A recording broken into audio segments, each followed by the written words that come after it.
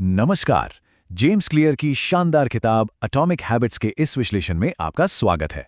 आज का हमारा ये जो डार्क थीम है ना, ये सिर्फ देखने में अच्छा लगने के लिए नहीं है, बल्कि ये हमारी उन आदतों की गहरी और छिपी हुई जड़ों का प्रतीक है जो अंधेरे में रहकर भी हमारे जीवन के हर हिस्से को आकार देती हैं।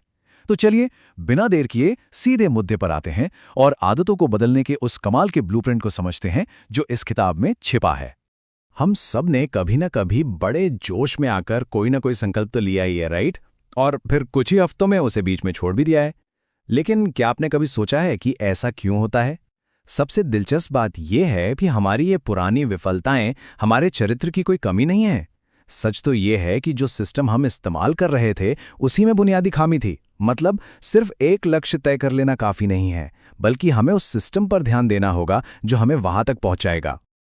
अब जरा मार्जिनल गेन्स यानी बहुत ही मामूली बढ़त के इस गणित पर गौर करते हैं। हर दिन खुद में सिर्फ 1% का सुधार करना सुनने में शायद कुछ खास नहीं लगता है ना, लेकिन जरा ब्रिटिश साइकिलिंग टीम के बारे में सोचिए। उन्होंने अपनी साइकिलों की सीट को हल्का सा आरामदायक बनाने से लेकर सही मसाज जेल चुनने और यहां तक कि हाथ धोने के तरीकों में भी बहुत ही छोटे छोटे बदलाव किए। शुरुआत में ये कदम बिल्कुल अदृश्य लगते हैं, लेकिन इनका असर, खैर, वो हम आगे देखेंगे। और यही एंट्री होती है कंपाउंडिंग यानी चक्रवृद्धि के जादू की। ये सच में कमाल की बात है। देखिए, अगर हम हर दिन केवल 1% भी बेहतर होते हैं ना, तो 1 साल खत्म होते होते हम लगभग 37 गुना बेहतर बन जाते हैं। 37 गुना! इसे आप हमारे आत्मसुधार का कंपाउंड इंटरेस्ट कह सकते हैं।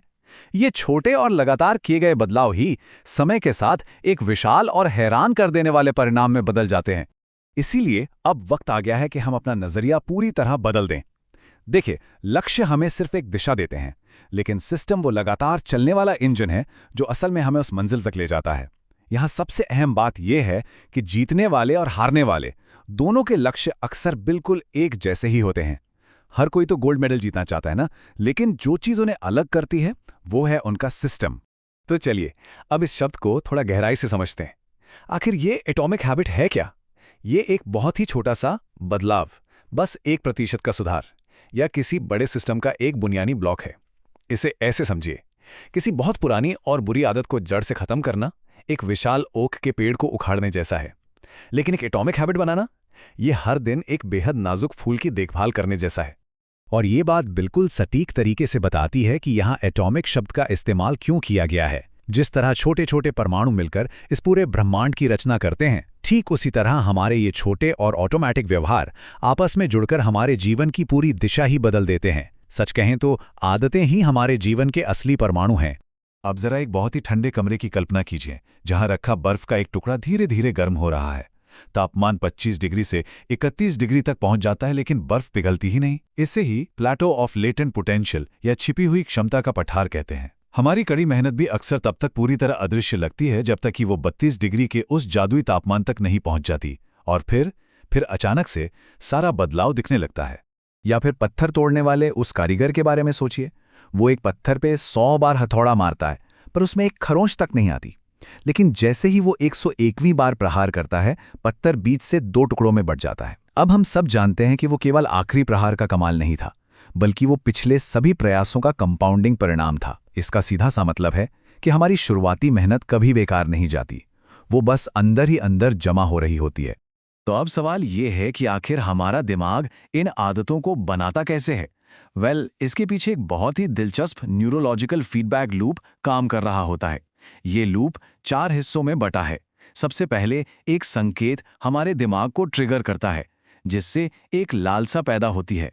ये लालसा हमें कोई एक्शन या प्रतिक्रिया करने के लिए प्रेरित करती है, और अंत में हमें एक इनाम मिलता है जो इस पूरे साइकिल को हमारे दिमाग में पक्का कर देता है।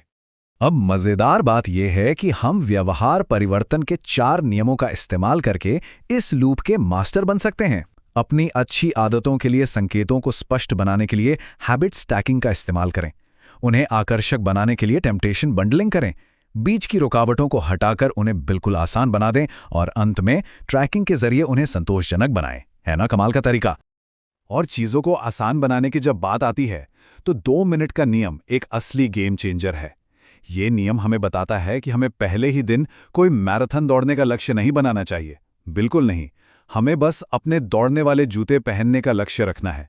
हमारा मेन फोकस सिर्फ 2 मिनट से कम समय में उस दिमागी रास्ते या न्यूरल पाथवे को बनाना होना चाहिए। बाकी चीजें खुद ब खुद हो जाएंगी।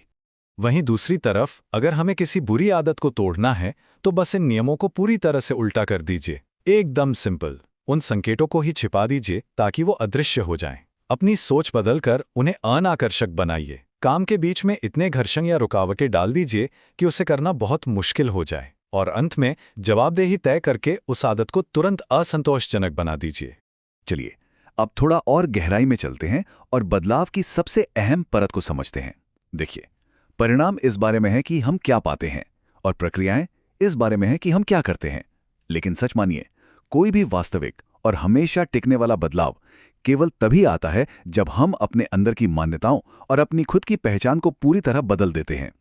सोचिए, अगर हम क्या हासिल करना है इसके बजाय क्या बनना है इस पर ध्यान दें तो कितना बड़ा बदलाव आ सकता है।